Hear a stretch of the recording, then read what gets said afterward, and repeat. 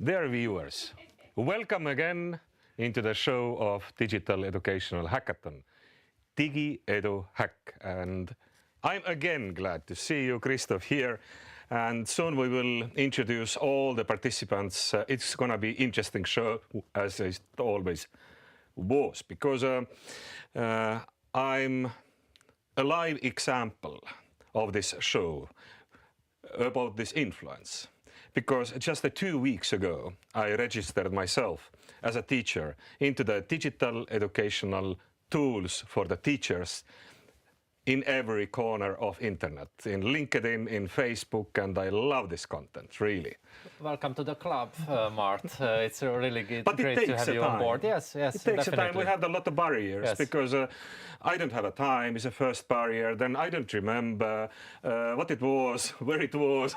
So it takes a time. And I hope that these people who also followed us, they can do the same, so they can find out more information. But today is a focused preparation of Digital Educational Hackathon itself. Yes, it's wonderful to know that we are not doing this in vain. So to having you as well and to get convinced, even you, that it's an important process, that's really a good thing to know.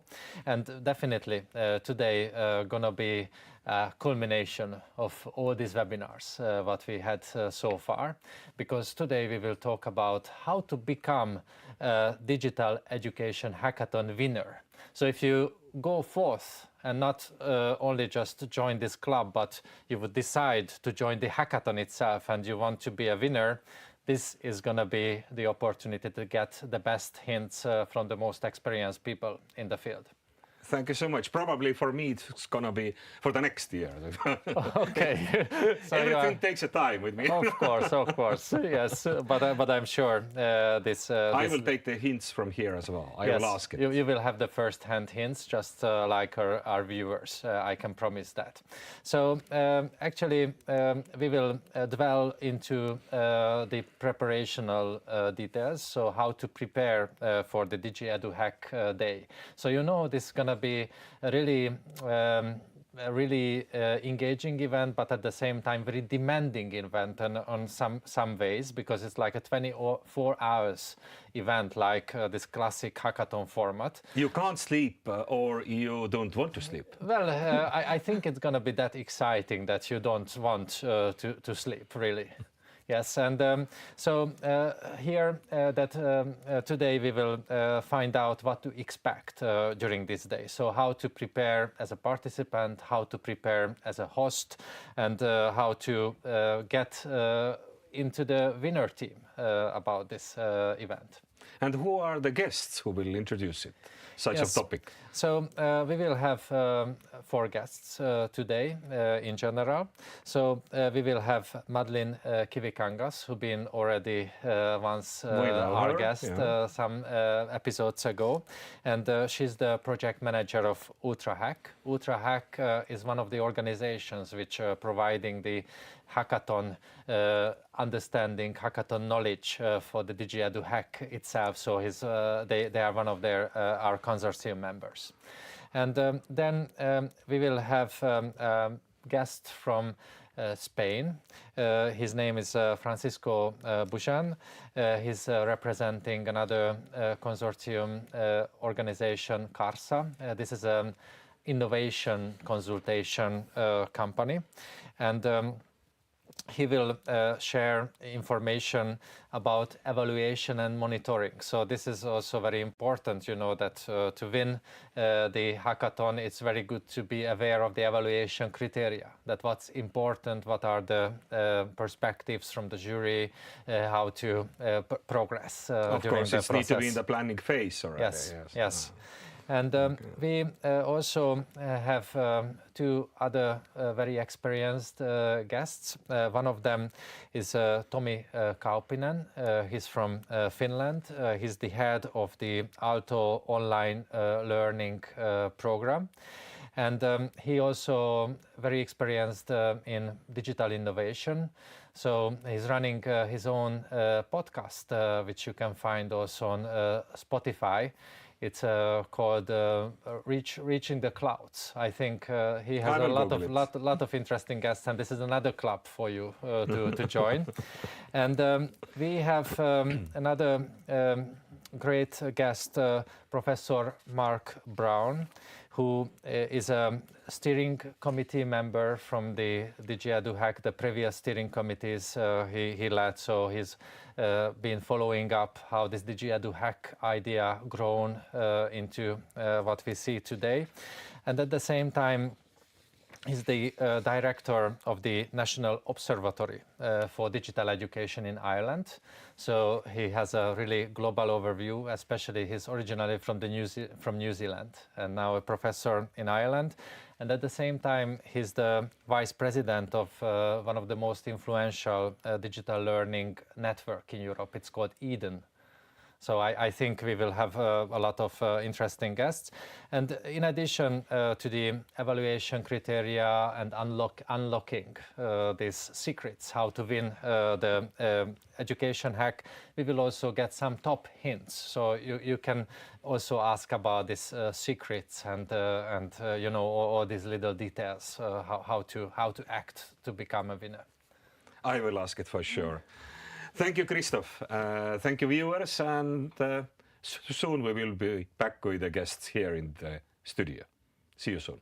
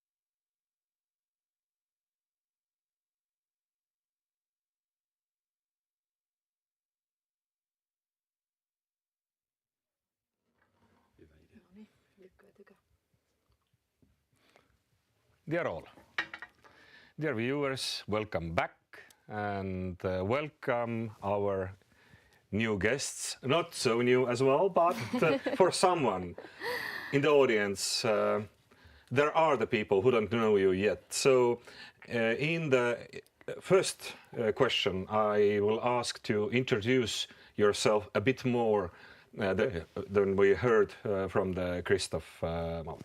Please. Yeah. Yes, thank you for having me again. My name is Marilyn Kivikangas. I'm, as said, the project manager of UltraHack. More importantly, I'm part of the central team. You maybe know me as the DigiEdu coach from the coaching calls. You've seen me everywhere. And on the 8 days of your DigiEduHack events, I will be supporting you throughout if you need help as part of the central team. Wonderful introduction. Just for TV, that was the superior. Also the Tommy. Yeah, I'm Do you want to add something? Yeah, I'm Tommy Kauppinen. I'm head of Aalto Online Learning.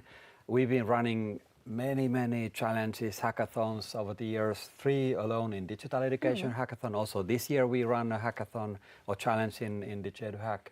I've been a jury member in different roles in hackathons, so I really love this spirit. So we do virtual reality, augmented reality podcasts ourselves.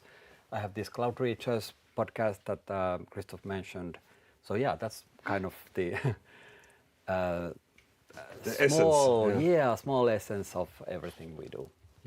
Thank you. Before I will ask the most important question, which is the essential tips for everyone who will come to the hackathon. I will ask also for the viewers and followers to write to us the questions, and all the questions will be answered during the session Ask Me Anything, leaded by Christoph. So, what are these essential tips for the people who want to come to the Digital Educational Hackathon and to win it? Who wants to start? Go ahead, Tommy.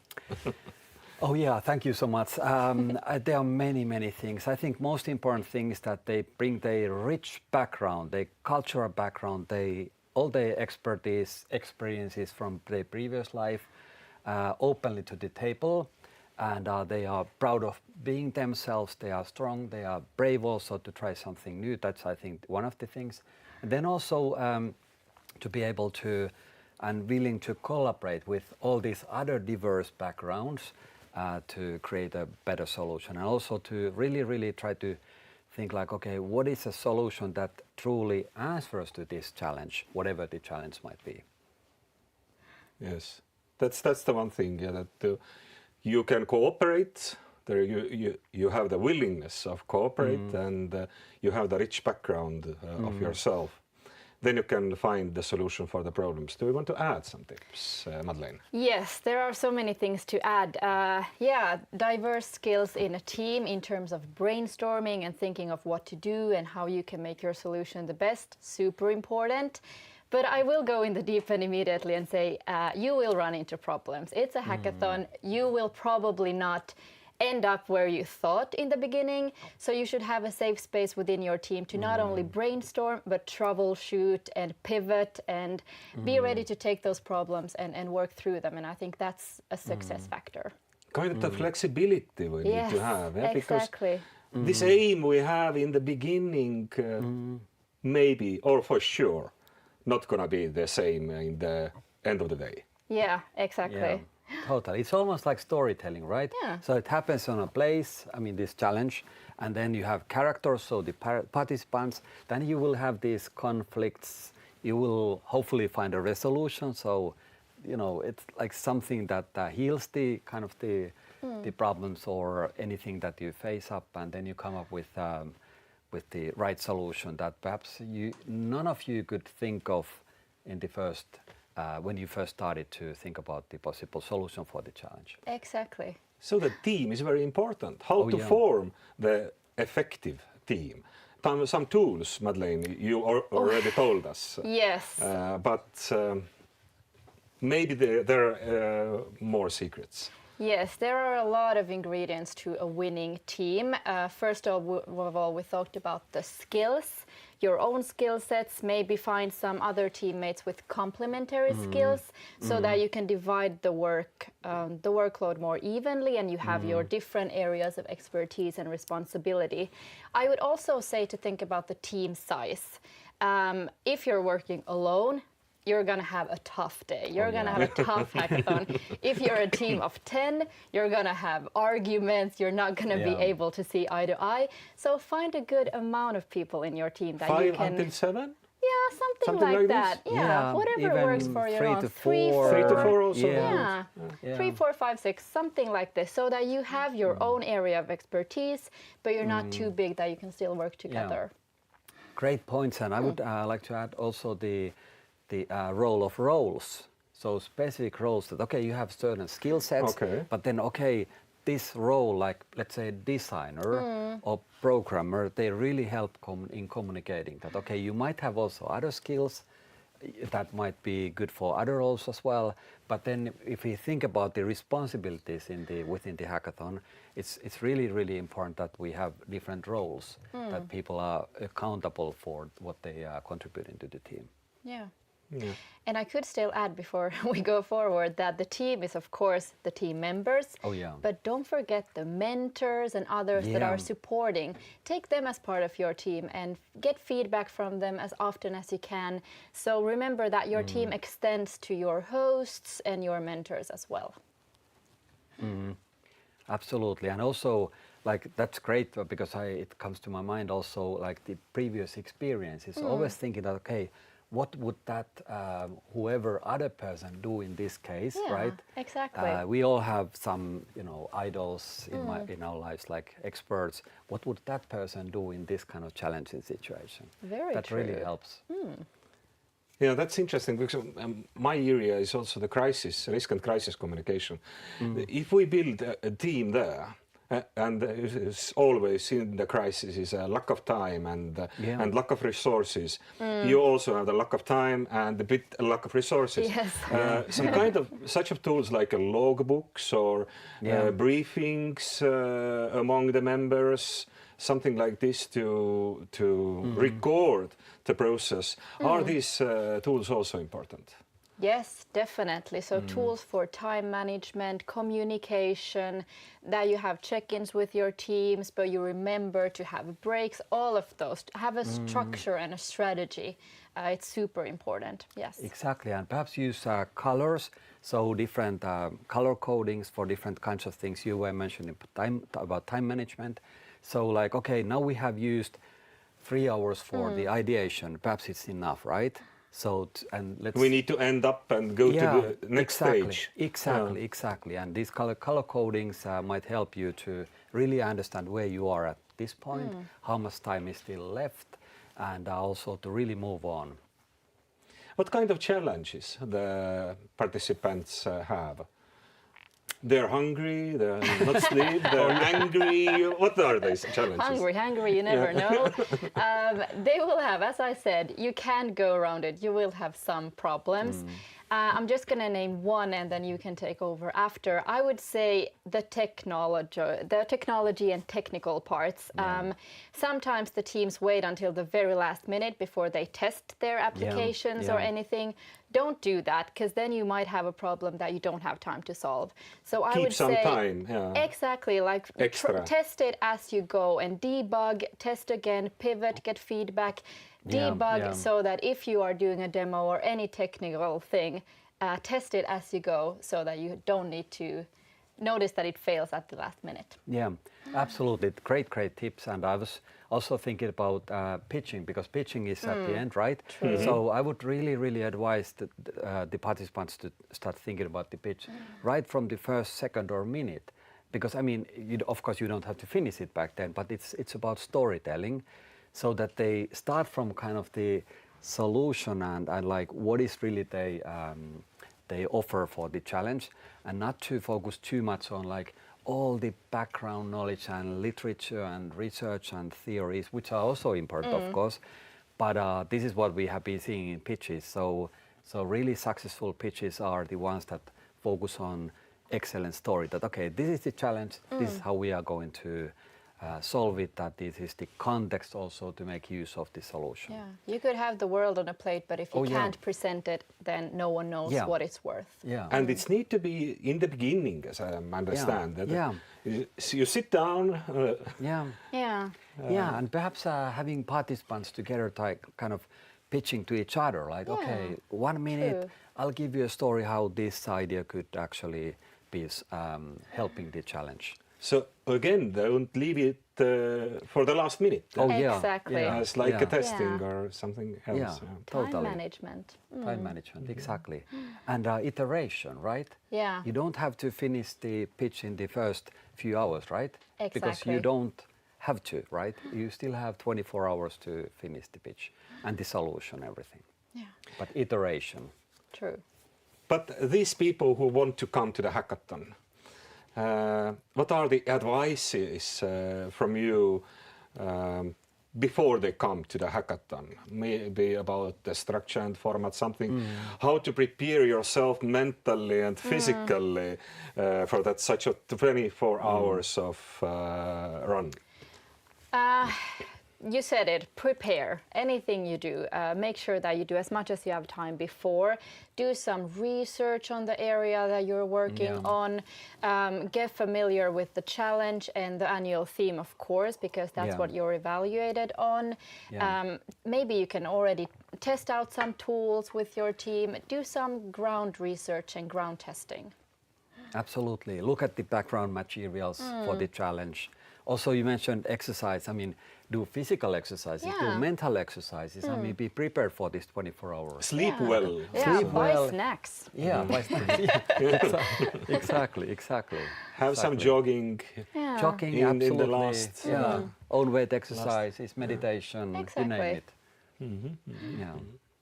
And also, it goes all the way from when you start preparing to the end of the hackathon. Stay realistic and positive. We know that 24 hours goes like this. You can't give us everything. It won't be ready. You won't have all the details. So stay realistic and kind of think of the frame that you can showcase and you can get done within 24 hours. So have some slack on yourself as well. Yeah, absolutely. And people will need empathy. I mean, self-empathy and empathy towards the other team members as well. So that's also, I mean, we don't solve all the challenges, all the problems of the world in 24 hours. We wish we could. Right? We won't, right. But then it's something that makes sense to be delivered, and it doesn't have to be like complete everything, but it's kind of the best version of the idea that you can do and deliver in 24 hours. And we can make a world better in a small way, and it still goes better. Yeah. It still goes better. One step at a time. Yeah, I like to think of life as a draft. We can always like improve it, and we can always tell it, but I mean the story about it, but it's still a draft. True. That's how it should be. Thank you, Tommy. Thank you, Madeleine. Thank you for the wonderful tips. I think that it also gives some confidence for these people who are watching us right now. And again, if you have some questions, ask these questions, write to us these questions, because you see, here are the people who can give the best advice for you. Thank you, and see you soon in the studio.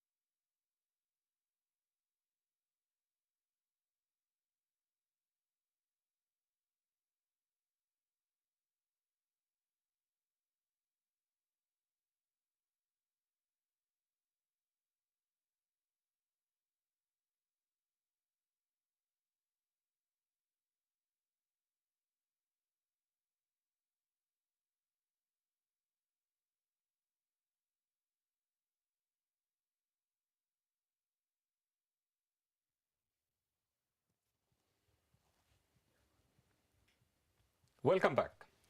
And now in the studio is a new guest, Francisco Bojan. Welcome. Thank you. Can you introduce yourself a bit more? Yes, of course. Thank you. Well, my name is Francisco Bojan. We come from Carsa, from Spain.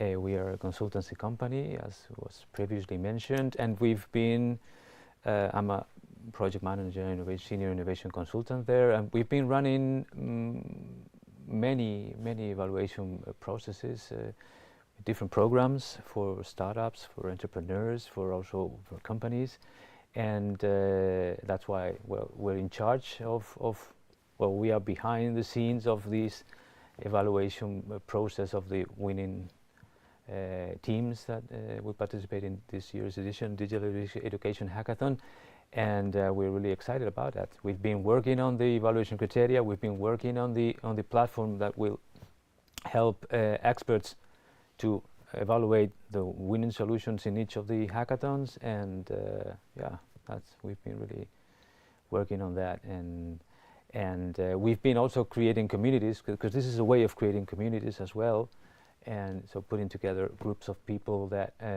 with the same object or aim in providing solutions to society. Mainly we've been doing that for science and technology, but science and technology focus in this time too for education. I think it's a really interesting way of creating communities. Yeah.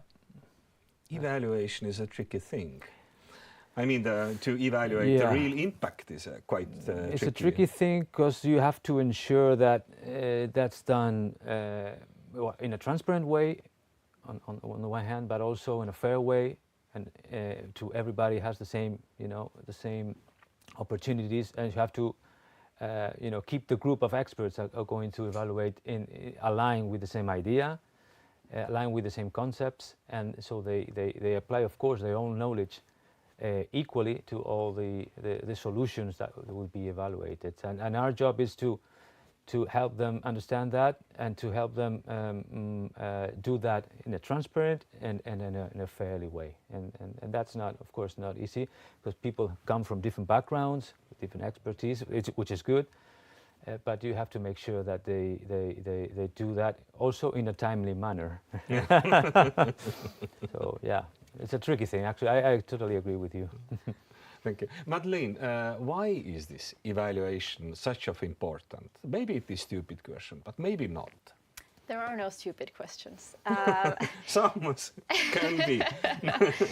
It is very important, especially this time, as you said, we're working with a lot of events at the same time. I mean, we are at 45 plus events at the same time that are competing against their local competitors, but then also the events themselves. We have a lot going on in this DigiEduHack this year.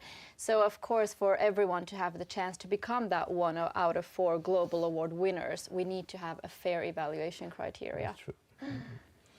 You have some good suggestions also for the local juries, that how can they need to be prepared, or what they need to think about this transparency and the timing that was already mentioned, but something maybe more. First, I'd also like to say that the criteria that local juries are going to, let's say, follow during the local hackathons is going to be basically the same when competing at global level.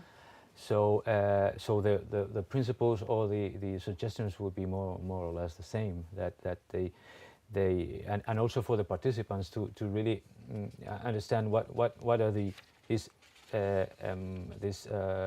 evaluation criteria, what are the concepts behind, what is important, what do we really mean when we talk about quality or we talk about originality of an idea or a solution, and this is defined by the questions that we have tried to help the juries to act themselves when they listen to the pitches or when they look at the teams, the solutions that the teams are providing. These questions really are meant to define what the evaluation criteria concept behind, and being prepared to that, understand what we look for. I think is one of the best advices that we can give them to understand that. Mm-hmm. How the teams itself can be sure that their solution is really effective, that it's going to be the best in the under the criteria of evaluation? Good question, and I would go back here to what I said earlier, that you can't provide the whole world in 24 hours. We have a lot of different criteria just to make sure that we take every aspect into consideration, which I said is not easy, but it's been done. So make sure that you touch upon all of them, but don't get too focused on either one, so that you are mastering this one criteria but you forget everything else. So make sure that you touch upon all of them as much as you can and as evenly as you can. Yeah, I was going to say something like that. Actually, you don't have to forget. I mean, one suggestion I could give is, like, try to identify in your solution within your team, which is the strong points, because I'm sure that you would, teams will easily find the strong points in terms of which criteria are going to be easier to defend or justify but there are some others, some other criteria, and those are the ones you have to work a little bit more with your team and make sure that you provide an answer to the questions behind those criteria that probably are weaker. And please remember that winners are not those only that have the best innovative or solution. Is that those that cover all the criteria. So you have to cover all the criteria set up, because you in this way you will, it's like an exam, of course.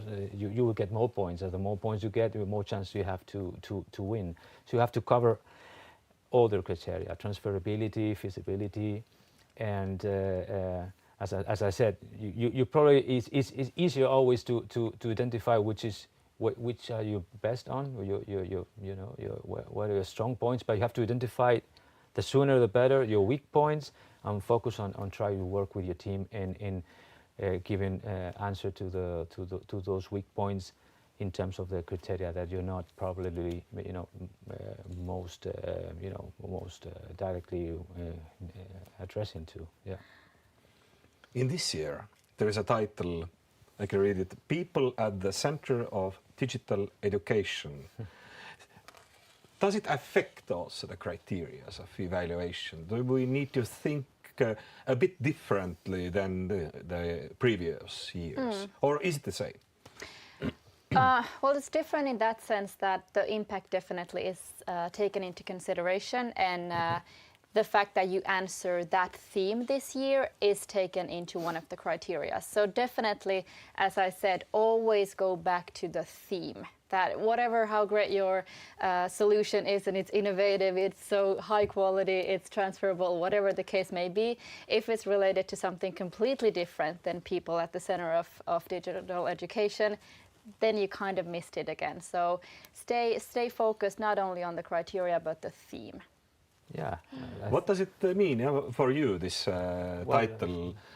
How you? Yeah, I've been thinking about that, and I think that there's a double perspective here. That what she said is like there are specific parts of the evaluation criteria where people you can, let's say, easily recognize that this is focused on people, but there are some other aspects in what we expect participants to provide that are not that directly easy to find. And from my way of thinking, if that could be done if teams would think of what are the needs and requirements maybe of people in every phase of the solution ideation and implementation. I maybe refer to maybe planning, design, supportiveness, something. If we make sure if they make sure that there's a human component in every reasoning behind choosing this or that element in the solution, I think they'll be putting people at the center of digital. That's the very good advice also. That in every phase you need to think about that the human is in the center, not the technology. Or the, I don't know, educational tool or something like this. And put yourself in their shoes. Who is your target audience? Who is the user of this solution or product or service? Put yourself in the user's shoes and think, would I use this?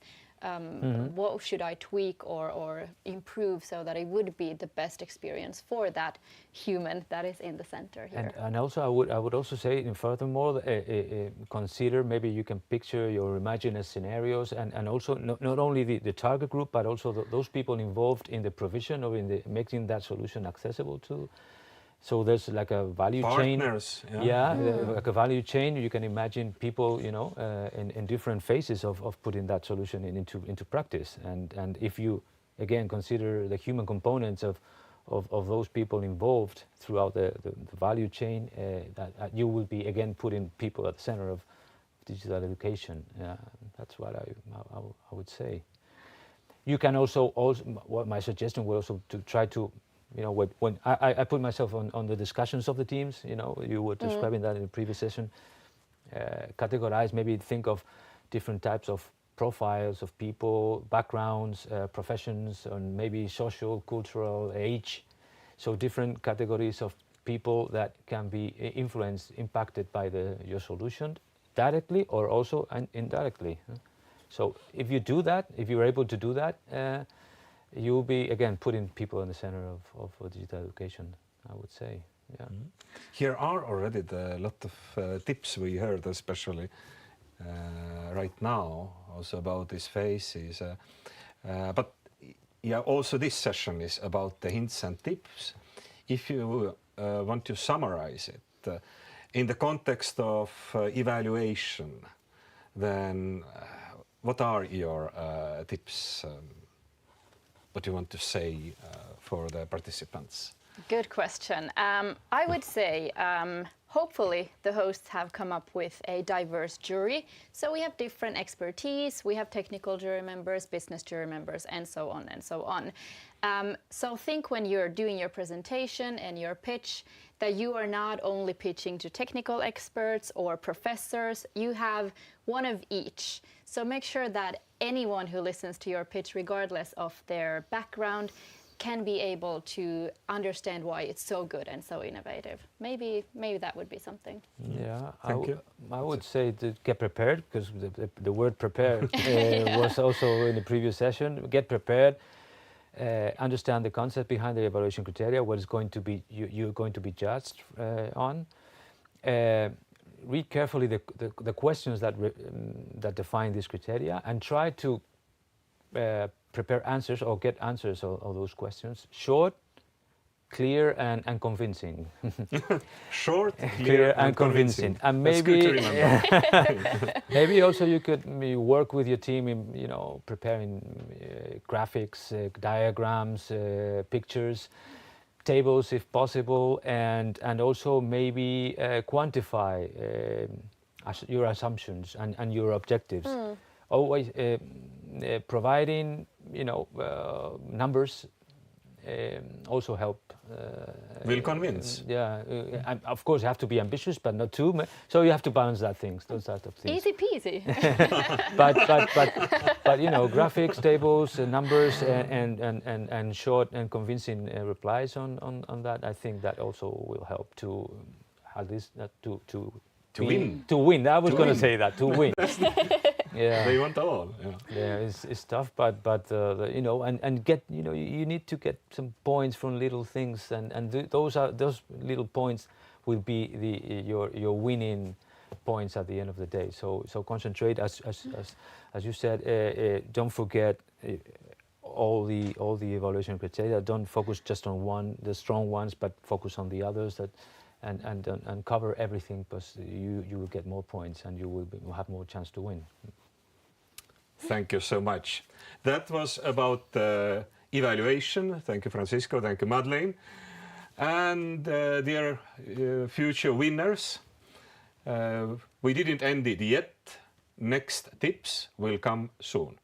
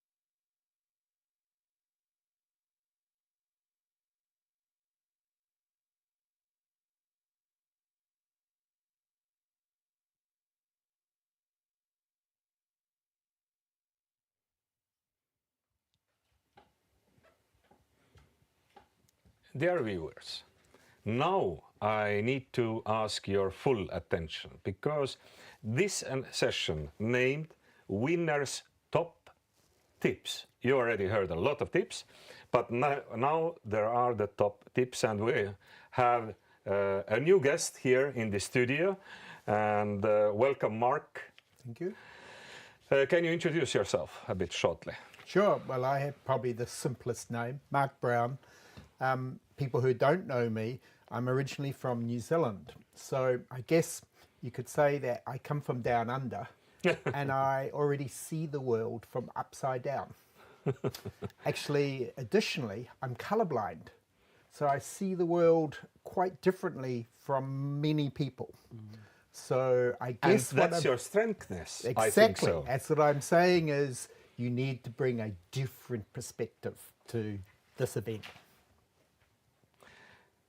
This is the good idea. How we can mentally prepare us, because not all of the people are from New Zealand. They have this luckiness to see the Europe from the other side. But what is this? I don't know. This mental structure, this thoughts before I'm coming into the hackathon. Exactly. I mean, I think you mentioned like thinking a bit differently, right? Out of the box. So I think to get prepared for the hackathon experience is to perhaps do something that you never did before the hackathon, because that might help you to get to the right mindset. You mean parachuting or what? Parachuting, yeah, exactly. Something to do something like different. Yeah. Something different and experience the world and look, walk at the streets and go to a cafeteria that you never went to beforehand, right? And look like, is somebody learning there something with the pen and paper, I don't know, with the mobile phone, laptop, and really try to understand what is learning, what is the world that we are living in. So go out from your previous pattern. Comfort zones, exactly, yeah. I think the light comes through the cracks. Yeah. So this is about pulling those cracks apart, Oh, not covering totally. them up. Although visually this might be a little bit too much information. I think you have to bring your passion, leave your skin behind and leave your comfort blanket behind. And to quote from that reality TV series, be prepared to get naked and afraid. That's a little bit frightening, maybe, the people, because I want to be prepared. We was talking about preparation, prepare yourself and find an information. And this is everything is, I mean, the covering tools or protective tools. But in the same time, you need to be able to throw them away and become absolutely naked. Huh? We can say. That's what a good word. Exactly, and also be prepared to introduce what is the most crazy idea that could be as a solution for this challenge. I mean, have this kind of exercises, practice even before the hackathon. I think that would help totally, and also within the hackathon. And of course, you don't have to create exactly the most crazy solution ever, but that might help you to get to a little bit out from box exactly, at least. Exactly. Not on the same railway. Yeah. Some of us are old enough to remember that very famous Apple computer advert. It's the crazy ones who think differently who actually change the world. Yeah, totally. And it can be like a thought exercise, like, okay, what if nobody had laptops, mobile phones? How could we still teach something digitally, right? I mean, have this kind of even more challenging contexts for your challenge. I think that would help. And then you might get, but we have screens. Or what if they would be context-aware ones, right? And you can still come up with some digital education. I mean, I'm not saying that this could be a nice solution for like everything, but like really thinking differently. I think so. Don't start to think differently in the beginning of hackathon. Maybe you have only 2 or 3 hours for that to collect the ideas and to find out what is our aim in the end of the day. But do it before, then you can kind of shorten this time as well. It is a few hours only in the beginning to clarify what we're going to do, or or it's going to be the half of the day as well? I think it's throughout. This is a mindset that you need to bring. So you asked us about how do you prepare for this. I think you have to prepare your mind, your mindset in a way where, if a bit like concrete, you're prepared to break the mindset that your traditional mindset. It's scary. It'll take you into places that you're not comfortable with, but that's the interesting stuff. That's where it's going to be fun and exciting. Exactly. And having like several ideas at the start, perhaps at least 10 ideas that could be the kind of the creating the building blocks for the idea, for the solution. But then you have to just delete, get rid of some of the ideas, perhaps the most crazy ones or most simple ones, and then the right solution might be exactly somewhere in this sweet spot between all these different angles that you have taken. But in the same time, you need to start from the very early beginning to think about the possible evaluation points, about your story, about your, I don't know, your logbook and briefings and everything. And these are kind of the very structured things. So you need to do in the same time, the different activities. So there's a balance. It's a double-edged sword. You do need some structure. And you don't have enough time. Exactly. That's also the time shortage. But I think the evaluation criteria, that there was the great discussion between Marilyn and Francisco before about the evaluation criteria. I think they give a very good kind of mindset also for having these ideas, because we can always like, okay, this is an idea in terms of color coding, how good is its feasibility or quality, Of course, right? for colorblind people, we won't do okay, colorblind color coding. You could do. You can count in the numbers. But really 1, 2, 3. important, really important, because in the criteria, accessibility is part of inclusion. So plan for accessibility. There are many Absolutely, aspects. and the person is human is in the center in this year. Yes. Shape And coded. human can have any accessibility barriers. The real world, people have many different kinds of special needs, disabilities, and so on. So that you need to think about that. Maybe bring someone into your team who brings that perspective. Absolutely good idea. Or Absolutely good idea. phone a friend. Test them with people who might be part of particular groups that you're targeting. What do you think about if we're gonna do in such way? Are you interested? Do you have the access on this information then? Or what are your special needs? Even people without the special needs, they need to be convinced. They need to have these drops falling into the stone until they will, I don't know, join conversation groups to get the more information and more ideas. Great that you mentioned about abilities. I was just thinking also about contexts. All of us are in different contexts. So sometimes That's we also are the walking barrier, of on a course, busy could be. street. We cannot look at the phone, right? Even if you would like to learn something.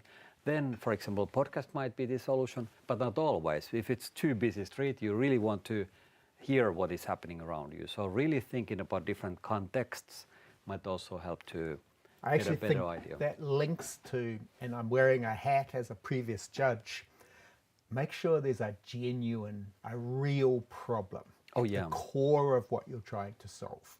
And you know what? This is the uncomfortable reality. 35% of the world's population doesn't have the access to the internet that we take for granted. So if we're really talking about inclusion, maybe that's where the problem sits, rather than first world problems.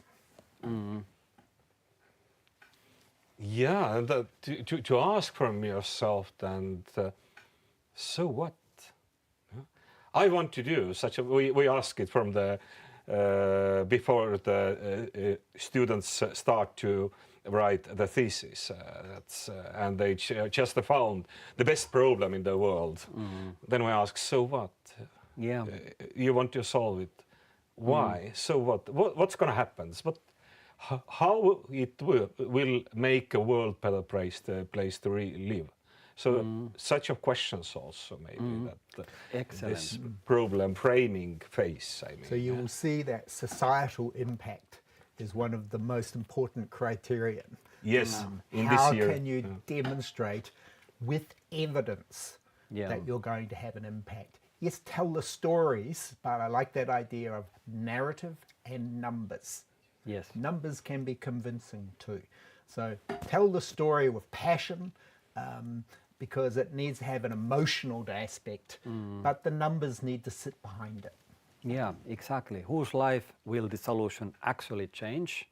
How will they actually benefit from and how many people will actually benefit from the solution?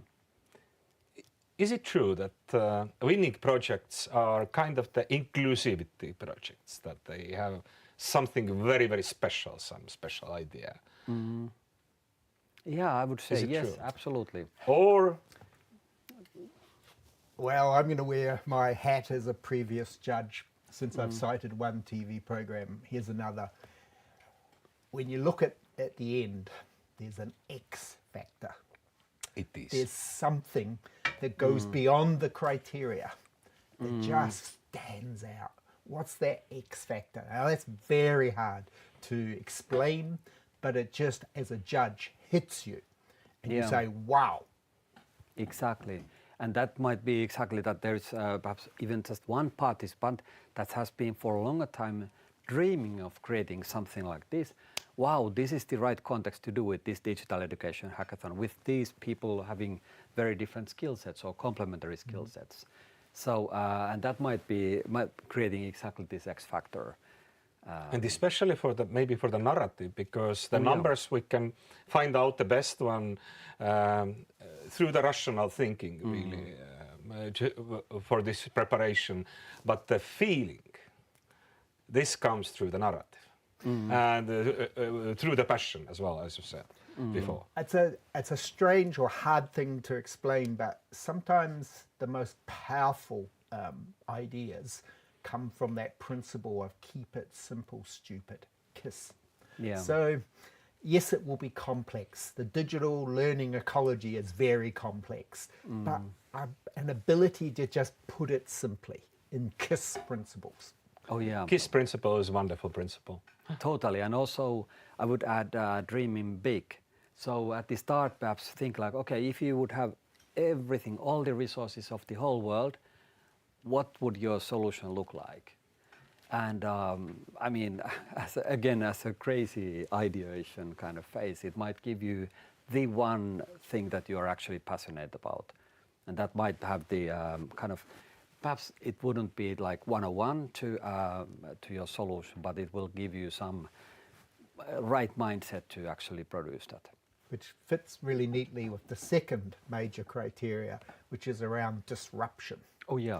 So you need to express or articulate how your solution will disrupt the current normal. Wonderful. Now, even this session now is finishing.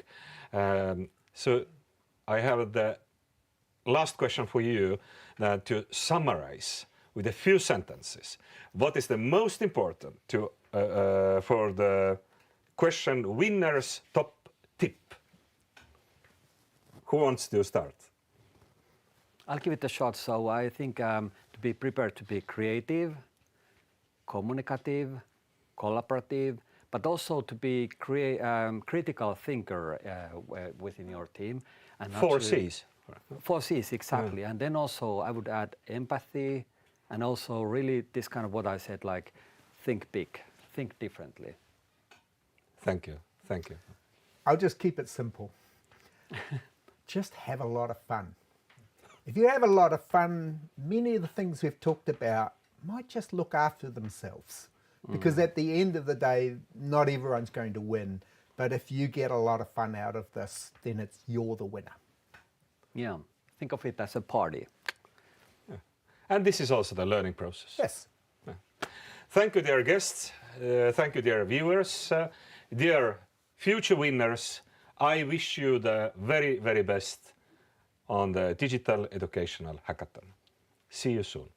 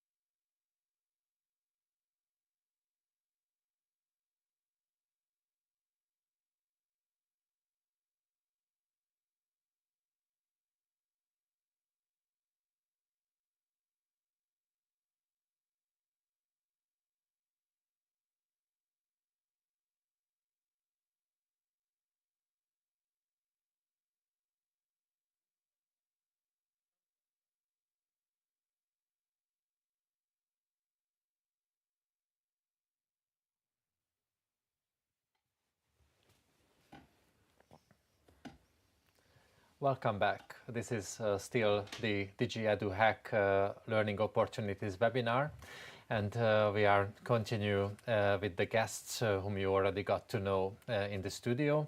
And this is a kind of a grand finale for the whole Learning Opportunities webinars in this year, and also our session, because this is the Ask Me Anything session. And of course, it's not me who's going to be interviewed necessarily. However, I can also take some questions, but the questions most probably will target you as our guests today. Who are the guests? So we have Francisco Bujan from Spain, from Carsa, which is an innovation consultancy firm. And we have Madeleine Kivikangas from UltraHack. They are both our funding members of the DigiEduHack project, just like Tomi Kaupinen, who is from the Aalto University, head of the Aalto online learning program. And we have also Mark Brown representing numerous organizations such as Eden Digital Learning Europe, and also the National Observatory for Digital Education in Ireland. And he's a former steering committee member of the DigiEduHack program. So we already got to know quite a few hints, quite a few secrets how to stand well and how to get home with very interesting results. Who knows what is the outcome, what is the prize, but at least very important takeaways from the DigiEduHack. I guess this is the main point, right? To have some kind of takeaways, some kind of outcomes for your organization, for your idea. And we started to receive quite a few very interesting questions from the viewers who becoming participants of this conversation. So I still want to encourage you to use the slider and put your questions here to us. We still accepting the questions from you during this session. So, but let's start with the most challenging one so far. I had the opportunity to go through these questions, and I got something here which really means really considers that the hackathon is already started. And this person, an anonymous person, wants to set a challenge for you. So for all of you, for all of you, don't worry, We'll for all of you, you will all share this challenge. So the question here, or the request here, please pitch for 30 seconds why any viewers should join the DigiEduHack hackathon. So I will measure time here. You will have 30 seconds to pitch why someone should join, why someone can't miss the opportunity to join DigiEduHackathon. Who feels ready to start the pitch? Look, our future's sake depends upon the way in which we employ for humanity new digital technologies, because they're a double-edged sword. We've seen artificial intelligence and the way it could disrupt the world, or was already doing so. So we need people, hence why people are at the core of this year's event, people who can change the world. Actually, Nelson Mandela once said that it's education that changes the world. It's not education that changes the world. Education changes people, and people change the world. So by being involved in this year's event, you can help to change the world for the better. Thank you so much. It was a very professional pitch. I measured the time. We've been a few seconds beyond the limit, but I think it was good enough, considering also that you had no opportunity to prepare for your pitch, like our DigiEduHack participants will have some opportunity. So thanks a lot. Who wants to be the next? Yeah, I can go. Okay, Tommy. All right. Life is an adventure. you are literally at the center of this adventure as a human being. Now there is a lot of technology, a lot of AI, a lot of uncertainty in the world that is really affecting that adventure and really shaping that adventure for you. So what do you want to do? What do you want to learn? What kind of skills will help you in this adventure to explore the world, explore the human mind, explore what should we know, what should we really understand more about the world? Also, like, how do we collaborate in the future with the AI? How do we collaborate with the robots? What is the real role of human being in this world? So come to Digital Education Hackathon, pick your challenge, and then help us to be creating a better world. Thank you so much, Tommy. A little bit over beyond 30 seconds. We have less time.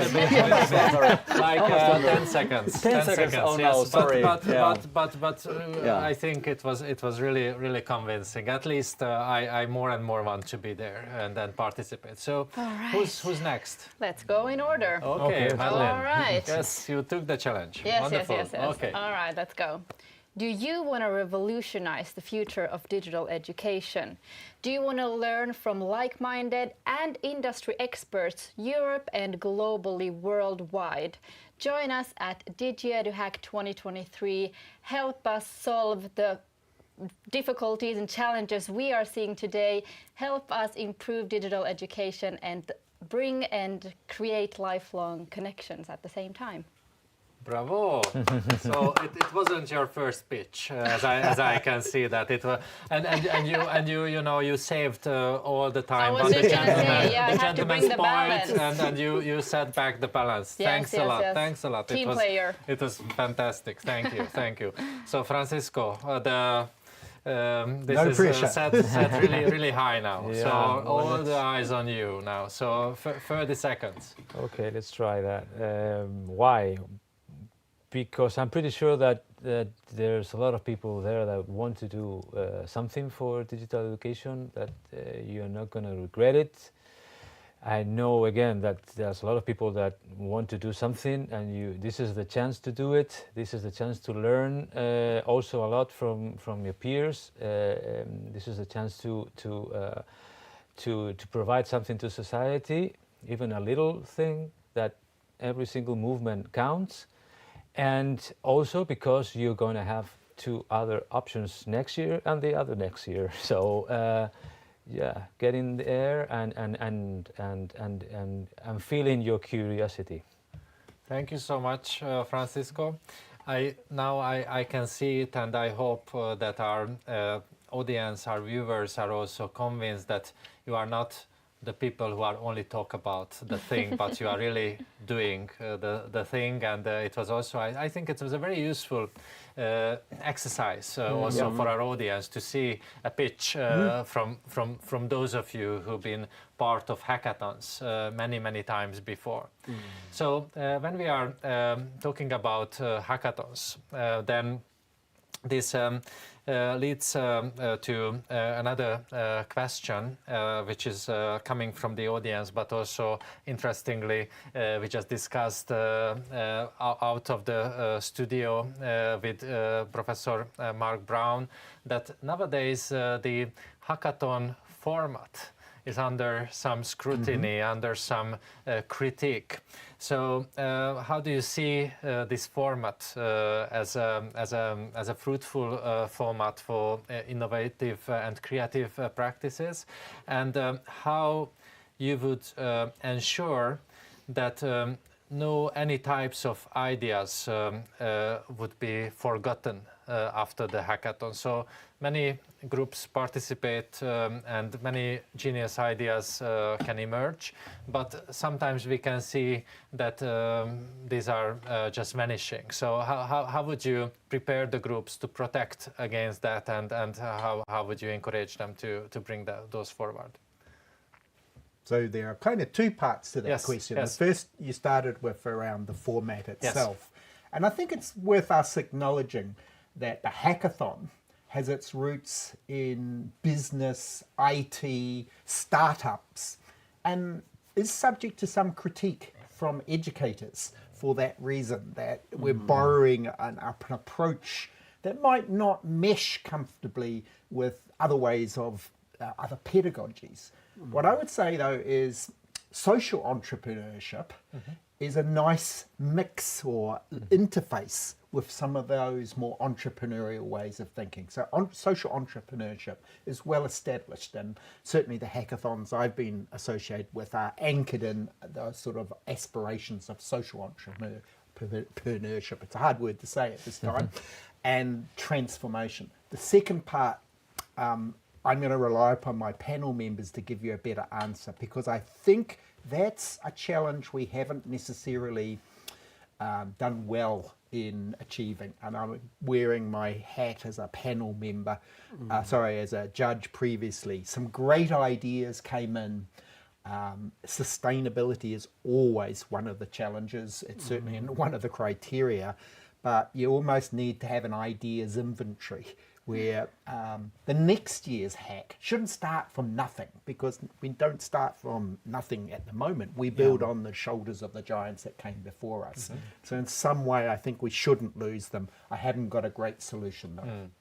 So what Francisco also brought in his pitch, that also preparing for future years. This is not the one and only opportunity, though of course we should focus on it a lot and the best as we can, but this is not the one and only, but there will be future opportunities. This brings us to the other question, which is that should the teams participating this year also to be encouraged to join next year? So you would also propose that maybe it's also a gradual process in the DigiEduHack program to come to participate in multiple times? I would say so, because I'm pretty sure that the experience won't be exactly the same. That's for sure. The annual theme may change also, or any other settings or challenges, but on the one side, I would say that to encourage teams to participate. Because again, the experience is going to be different, and you're going to learn different things. And even though you win, or you don't win later on the global competition, you will have different chances to meet different people and continue learning and to hear. Because I mean, you of course your teams have to concentrate on providing their own solution, but hearing other proposals from your teams, which is going to be different next year and the next year as well, will also enrich your own vision of providing innovative solutions. So just for the sake of participating, I think that it's going to be worth. Okay. It seems that we got a wonderful chain of questions here, because it seems to me that everything fits together very well. If I may, just a slight thing, that in this year's edition, our idea is to provide also in the global competition winners, to provide them with hints and with the vision of the experts. Who will evaluate their solutions in the global competition with their comments, positive and maybe negative as well, so they can learn and build on what they've proposed, maybe for later editions or just for their lives or for their own purpose of putting that forward. So this year we're going to provide every single participant in the global competition with formal written comments from the experts. I think also that, if I'm correct, there's two categories, for novices and for experience. So if this is your first effort, don't be put off, because you will go in and be judged alongside novices. But the experience, I would reinforce, you can bring a template with you. You won't have solutions out of the box, but you bring a template. So this is obviously very rewarding learning process, a learning opportunity as a hackathon itself, and learning has various different outcomes, and in the hackathon process maybe the unexpected will come, the surprising will come, and maybe surprise even for the teams who started to work on some point, started off from some kind of problem, and first they thought some kind of solution, but they ending up something in totally a different point. So this is, I think, something very fascinating about this hackathon process. And Madeline, you've been part of a lot of these hackathon events. Yes. So the solutions can be also very, very diverse to the problems. Someone is concerned about if there are many diverse solutions, then how do you ensure that no any solutions are left behind? You know, that how you can balance between the different kind of solutions when you judge these hacks. Good question, and as you said, a difficult question. It's difficult to think, how can I accommodate the unthinkable? Like, you don't know what you're going to get going in, but how can you prepare to take all of that unknown into consideration? So it is a tough challenge, and I would say that this goes to both the participants and then the hosts as well. Because a hackathon is a short time period, you have an idea, you get something done, but of course you need to have the action plan. What would you do going forward if you had this amount of budget, you had this many months, whatever the case may be? What is your plan for the future? And for the hosts or partners or stakeholders to have some sort of action plan to be able to take in something and help someone build something new or further develop. So for both participants and hosts, have that long-minded sight and plan, and that's what I would say. When we talk about this, then it brings into my mind what we discussed with Tommy in his profile, in your profile. Innovation and creativity is somehow bonded together very closely. You have podcasts with Hollywood actors who are at the same time digital artists, and many other examples. And in education, innovation and creativity is somehow walking hand in hand. So what you could advise for the teams to have this idea progression process ensured and played out on its best. So someone is asking that please give some hints about that, how much this idea could progress from point A to B and beyond to have it introduced in the hackathon with a success. I think there should be many ideas that they should generate at the start. So I think that is one of the key things. So don't stick to just one single idea at the first few hours. So really generate 10 or tens of ideas. And also I think good advice would be to also mark them like, okay, well, this is actually feasible idea, this is a high quality idea, and so on. And this is very related to the theme of this year, People at the Center of Digital Education Hackathon.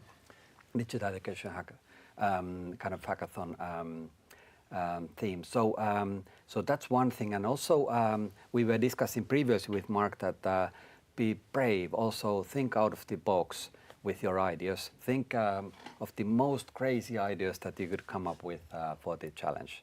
So creativity doesn't start from like very bureaucratic mindsets or bureaucratic kind of maneuvers. It starts from being open, being fresh, being really out of your comfort zone also, and really thinking of all the skills your team might have. Okay, so now this makes me think about what kind of sort of crazy ideas have you seen? Do you remember what from previous hackathons? So just to say one example, what you just can't forget and then made a big impact on you, some kind of solution which might seem crazy for the first moment. But there is something deeper in that, and maybe picked up as something innovative for today. Any of you have any examples? Totally, yeah.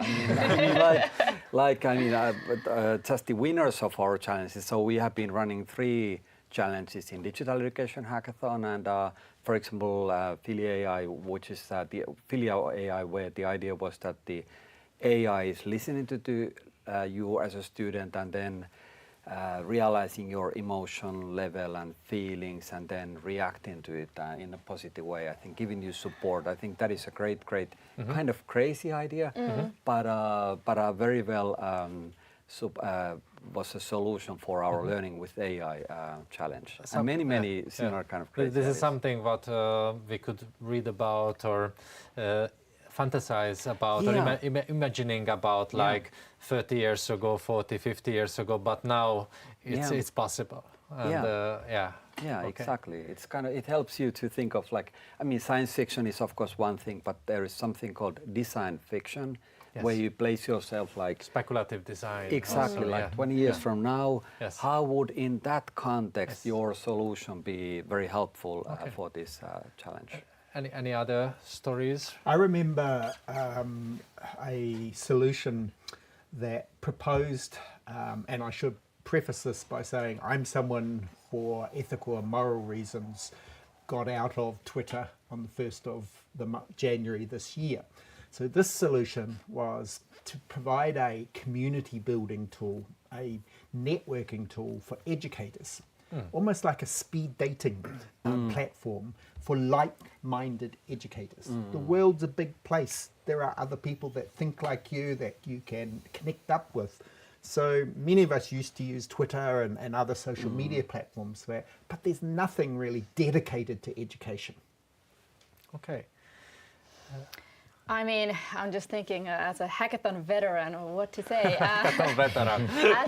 As a Finn, I have to give a local support to a Finnish startup that actually found a solution in one of our hackathons for the Asian Development Bank to find or give a social ID number for the last million of people in the world who don't have one and are outside of the society, which is super ambitious for someone living in our small country. And they were successful and are now working for several countries and bringing inclusivity on just the first level of being a citizen. So I think if that's possible, then it's definitely possible to find tools for a more inclusive digital environment. So anything is truly positive and possible. Thank you for these examples, because you really brought it from very different sectors and very different levels, and I can understand the challenge also in this last, and also the social innovation dimension, because this is really a huge global issue, what you just described, Madeleine. And this brings me to another very interesting question, which I would like to address to Francisco, who's been also involved in the evaluation criteria design for the hackathon, and also your work as a consultant in innovation might help to answer this question properly. That what would qualify as a prototype? What is a prototype? If you want to give a definition, or if you want to give a description, that where the teams should stop or continue until they reach, okay, this is a prototype. Now we can introduce it as a prototype. What are the criteria for a prototype? Well, that is commonly known also as a minimum valuable product, a thing that at least has maybe not a nice looking figure, but it contains the basic functionalities that you want from it. So that would be my definition. It is more a functionality way of thinking that a complete nice looking thing or solution. And so in terms of what you want it to do, and the outcome might be, as long as it contains the basics, that would be considered as a prototype. That's what I understand. Of course, there are many versions. There will be many versions of that prototype, and you will have to include later on different package, the price, the outward looking. But I would think in terms of functionalities. If it contains the main core things that you wanted to do, that for me that would be a prototype. Thank you. Anything to be added? Yeah, great advice. I would add also users there. So one good exercise is to fill in something called Lean Business Canvas, where you say that, okay, these are the users who will benefit what by doing what with the prototype, and then also adding how do we know that this will happen? At least having this kind of sentence filled in. I would also, that's a great point, because I would maybe add that as long as it enables you to test it with the, let's say, in an environment with final users, and you are able to get feedback from the users, then you have a prototype. Exactly. So functionality and then users. You can test it in a closed, maybe short closed environment with users and get feedback from them. Yep. And I really like also what Marilyn, you were saying, that I mean, having really crazy ideas that let's have the social ID number for those 1 million people who didn't have it. So it doesn't mean that you have to then create everything around it, but having this kind of idea that is truly valuable, there will be some partners that will be providing you to help go beyond the MVP, right, the prototype. So just as a mindset that don't think that you have to solve everything around the problem. Yeah, I would say the same. Start somewhere, and if in the end you have any kind of prototype or demo or visualization, simulation, anything to show what the final product would look like, I think you're on a good path. And then you see how far you can take it within those hours that you have. Exactly, mock-up, visual, story, with numbers, like Mark was pointing out. Don't be frightened that it needs to be perfect. So the answer would be don't worry. Maybe that question was made thinking of what the judges would be expecting from us as participants. As long as you are able or you're able to explain and justify that what you have is able to provide this vision of functionalities, and final users will be able to give you feedback on them, you'll be on the safe side. You'll be providing a prototype, right? Exactly, and the prototype can be a training package. It doesn't have to be a computer program. So a lot of people think about hackathons as, okay, something where we need to code or program. No, absolutely not. So it can be something that also solves the challenge, but it has nothing to do with computers. I mean, it can have, but... So I can see that the innovation and creativity is also just joining into this question in the prototype. What is a prototype question? Okay, now we are just away a few days from this DigiEduHack week, and many DigiEduHack events will roll out not only in Europe but all over the world, actually. What would be your best advice, just to close our webinar, for those teams for the rest of the days, what they can do to have the best performance in their local DigiEduHack where they will participate? What's your best hint how to spend these rest of the days before the DigiEduHack event? Sleep a lot, or don't sleep, or start to train? What would be, or have a good party, or what would help them best? Yeah, I think all of those. So do a lot of physical exercises, mental exercises, meet a lot of people, but then also observe how the world is functioning, who learns what, and also remember to learn something yourself as well. Via podcast, via, I don't know, anything. Get inspired. Yeah, get inspired. Yes. Yeah, that's great. Others? I take Mark's words of make it simple, be yourself, and do whatever you do on a daily basis, and continue doing that, and prepare yourself maybe more like within yourself, and prepare mentally to that, but just keep on doing your daily basis things, and try to enjoy what you will be doing within the next days. And that's, I mean, there's not a super recipe, but it's be yourself and enjoy. Okay, thank you. I also have to go with Mark's. Have fun. Find the balance of focused work and social boosters and networking with other teams, with your hosts, with your mentors. Have fun, work, and do all that you can. Take everything out of this hackathon experience that you possibly can. Yeah, I would say bring your network to the table. Okay. To quote the theory of connectivism, knowledge exists in the network. This is not an individual sport here. So make sure you think about who you may be able to reach out to during the hackathon, who you can draw on, what resources might be available to you. Thank you so much. Don't overthink it. Don't overthink it. That's really good advice.